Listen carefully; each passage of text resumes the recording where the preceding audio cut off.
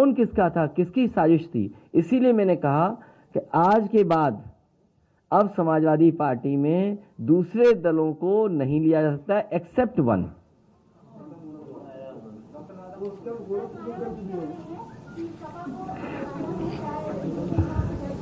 ये उनका पुराना है, लेकिन जन्मदिन के दिन ऐसा नहीं सवाल पूछना चाहिए। मैं उनके जन्मदिन पे बहुत बहुत बधाई देना चाहता हूँ, बहुत बहुत शुभकामनाएं देना चाहता हूँ। उनका स्वास्थ्य बेहतर रहे। और जो बात आपने कही सब जानते हैं। सर, आप कह रहे हैं कि आपकी सरकार बनेगी, जाहिर तौर पर मुख्यमंत्री आप होंगे, कितने उप मुख्यमंत्री होंगे? क्योंकि बहुत चर्चा हो रही है कि पॉइंट बाद मर्डर की गोली दी गई है, वो भी गोली दी गई है। अरे आपने अपनी ही बात कह दी, फिर मैं क्या कहूँ? जब जवाब दे दिया आपने तो फिर मैं क्या बोल सकता हूँ? नहीं, आपका सवाल मुझे समझ में नहीं आया। जब आपने सवाल ही ये किया कि गोली दे दी गई है, राजनीति में गोली थोड़ी दी जाती है। राजनीति में तो भरोसा किया जाता है एक दूसरे पर। देखिए, डिप्टी सीएम कोई पोस्ट नहीं है, और इस तरह जो डिप्टी सीएम दो आपने देखे, एक स्टूल वाले डिप्टी सीएम और दूसरा उन्होंने अपनी जिंदगी भर कूड़ा और तमाम नालों की सफाई में समय गुजारा। क्या लखनऊ साफ हो गया उनके डिप्टी सीएम बनने से? क्या लखनऊ स्मार्ट सिटी बन गया? लेकिन एक सच था, मुख्यमंत्री उन्हें बनना चाहिए था, लेकिन बाबा मुख्यमंत्री ने बनने नहीं दिया उन्हें। मैं कई मौकों पर कहा और सदन में भी मैंने उनसे कहा कि आपने कूड़ा और इसका जो जिम्मेदारी निभाई थी वो तक तो पूरी नहीं कर पाए, तो काहे के डिप्टी सीएम फिर?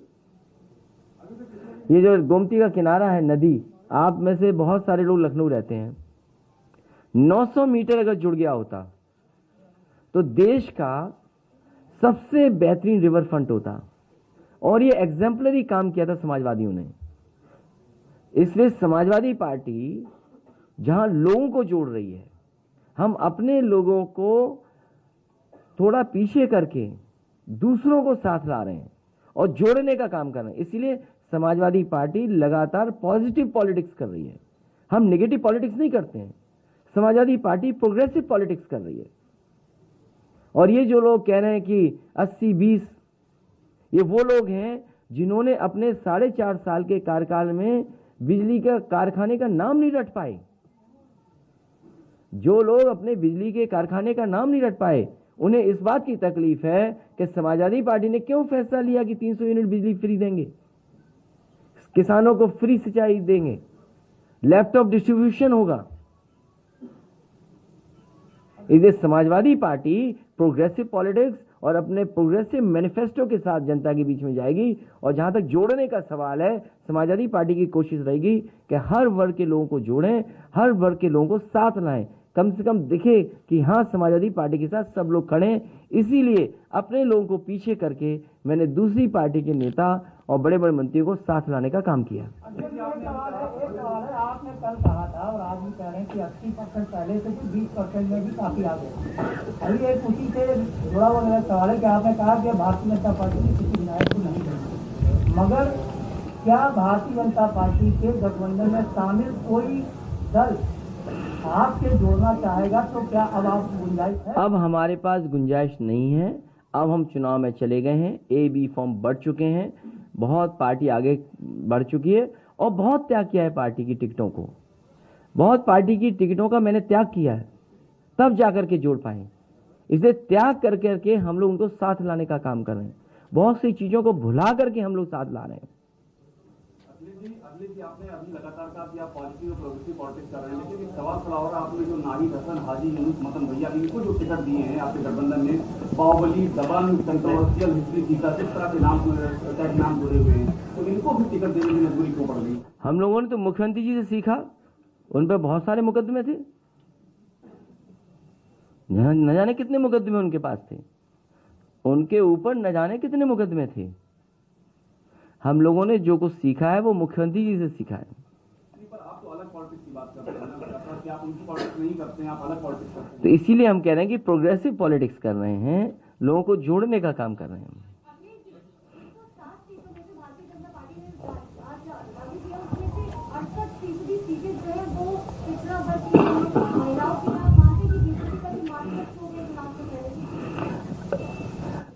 भारतीय जनता पार्टी वैसी हिट विकेट हो चुकी है, रन आउट हो चुकी है, वो पवेलियन से बाहर जा चुके हैं।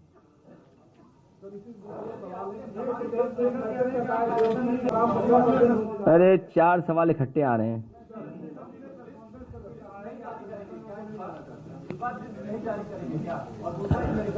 लिस्ट जारी हो जाएगी और मैनिफेस्टो भी बहुत जल्दी आएगा।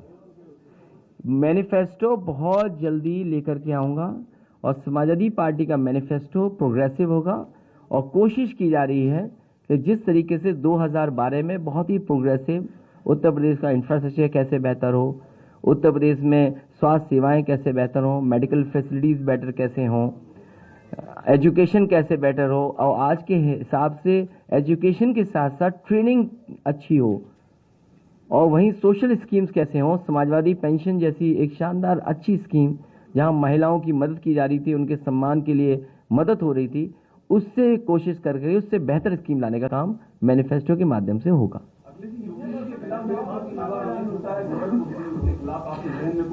गोरखपुर में इस बार समाजवादी पार्टी सभी सीटें जीतने जा रही है। जो मुख्यमंत्री वहां मेट्रो न चला पाए हो, पहली घोषणा आप याद करो, आप में से अगर मैं गलत हूं तो मुझे ठीक करना।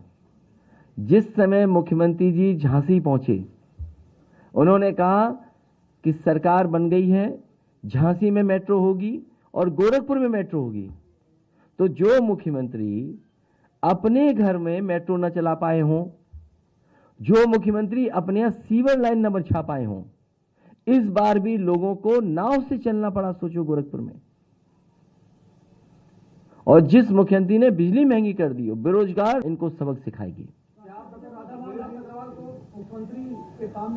समाजवादी पार्टी के उम्मीदवार के तौर पर काम सकते हैं? नहीं, अभी तो कोई बात ही नहीं ऐसी। अभी तो मैं आपसे बात कर रहा हूं। मुझे तो आपके आने से पहले मुझे पता लगा कि उन्हें गोरखपुर से लड़ाया जा रहा है, और मैं तो ये मानता हूं कि भारतीय जनता पार्टी ने उन्हें घर पहले ही भेज दिया। अभी तो जनता को भेजना था उन्हें घर। राष्ट्रीय अध्यक्ष को सवाल है, सबसे पहले तो कई राज्यों के छात्र मुख्यमंत्री और पूर्व मुख्यमंत्री आपको समर्थन देने आ रहे हैं।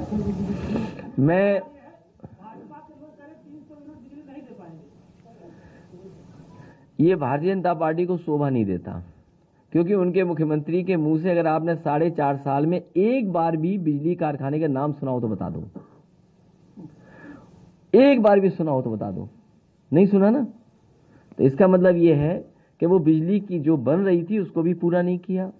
जितने बिजली के कारखाने समाजवादी सरकार में बन रहे थे वो अभी भी नहीं पूरे हुए, समाजवादी सरकार में पूरे होंगे, और 300 यूनिट फ्री बिजली देने का काम भी समाजवादी सरकार में होगा। और बहुत सोच समझ के फैसला लिया, कोई ऐसा ही फैसला नहीं लिया। और फैसला उस दिन लिया जब नया साल था, पहली तारीख थी, 22 मई चुनाव होना है, 22 मई सरकार बननी है। समाजवादी पार्टी और हम लोगों ने पूरा होमवर्क करके, जानकारी हासिल करके ही फैसला लिया है कि उत्तर प्रदेश में बिजली दी जा सकती है, बिजली पर्याप्त है। और जितना समाजवादियों ने काम किया, आप ललितपुर चले जाइए, बिजली के कारखाने किसने बनाए, सोलर एनर्जी के प्लांट किसने लगाए। आप महोबा में चले जाइए, सोलर के प्लांट किसने लगाए। जालौन उरई में चले जाइए, प्लांट किसने लगाए। आप बनारस मिर्जापुर में पता करिए, जहां पर फ्रांस के उस समय के प्रेसिडेंट आए थे और उन्होंने उसका उद्घाटन किया था, तो वो किसने लगाया। और कई 500 हेक्टेयर जमीन उरई जालौन में दी थी केंद्र सरकार को कि यहाँ पर बड़ा मेगा सोलर प्लांट लगा दो, लेकिन अभी तक केंद्र सरकार ने सहयोग नहीं किया। पता नहीं यूपी के साथ भेदभाव क्यों किया केंद्र सरकार ने। और मुझे याद है कलाम साहब जब आए थे, राष्ट्रपति जी, उन्होंने 9 पॉइंट प्रोग्राम पर मुझे प्रेजेंटेशन किया था। उसमें 8 पॉइंट हम पहले से ही कर रहे थे, उत्तर प्रदेश में लागू कर चुके थे, जगह जगह उसकी योजनाएं चल रही थी।